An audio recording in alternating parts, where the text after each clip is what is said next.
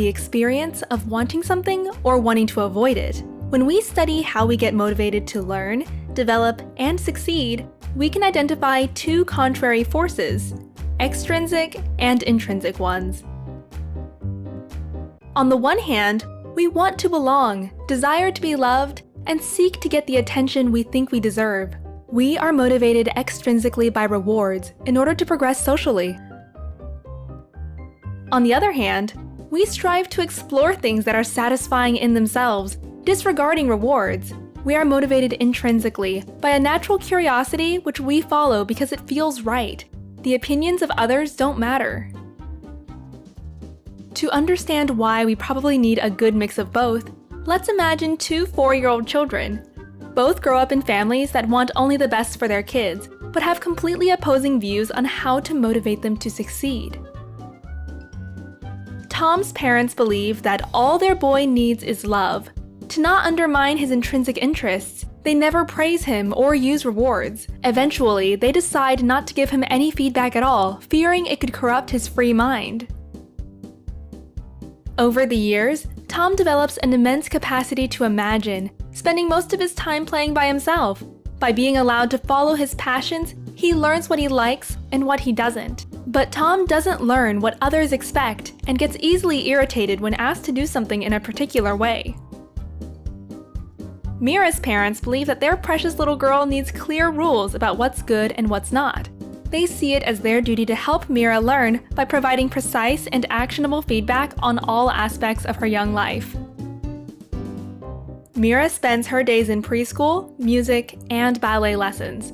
Over the years, she gets exceptionally good at the things that please the adults around her. However, since there is neither time to play nor to relax, she doesn't discover her own interests. Being alone bores her. At 14, Tom is independent and begins writing science fiction. He realizes that he isn't quite like his friends and spends most of his time at the library. When he shares his writing, others can't quite relate.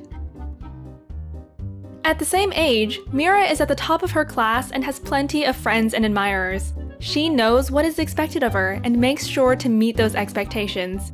Sometimes the pressure becomes unbearable, although that's her secret. By the day he turns 21, Tom has a unique perspective of the world. He is intelligent, but doesn't like to work for money and hence is always broke. He hates the idea of conforming to conventional norms and is annoyed if someone interferes with his creative expression. At this point, Tom knows a lot about himself, but doesn't connect well with others. To him, people seem to follow rules without questioning them, just like sheep. Integrating into the society is difficult at this point, and he begins to search for utopia. Mira makes it into a top medical school where she realizes she'll never be top of the class again. Once that place seems out of reach, her motivation drops and she wonders if medicine actually interests her. Since quitting is no option, she takes up a second major and runs for student council president. Soon, Mira will know everything about what others expect, but nothing about what she likes for herself. All her life, she has just listened, driven by external feedback loops. At this point, she's almost lost the ability to question the norms of the society she grew up in. Listening to our heart can tell us who we are, but not how to be happy among others. Listening to others can motivate us to be a part of their world, but doesn't teach us if that world is ours. This is why it's probably good for the two to go together. Then we can learn what we want and get the feedback we need in order to stay motivated to explore new roads into a better society. A large body of research shows that balancing the two forces is not straightforward. One meta-analysis of 128 studies examined the effects of extrinsic rewards on intrinsic motivation.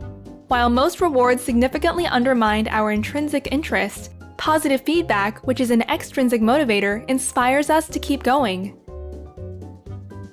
Put simply, honest words of encouragement get us going, while money or gifts undermine our inner drive. What about you? Do you listen to your heart or to the voices of society?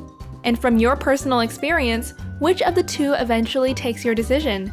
Share your thoughts and check the description to dive deeper into the topic.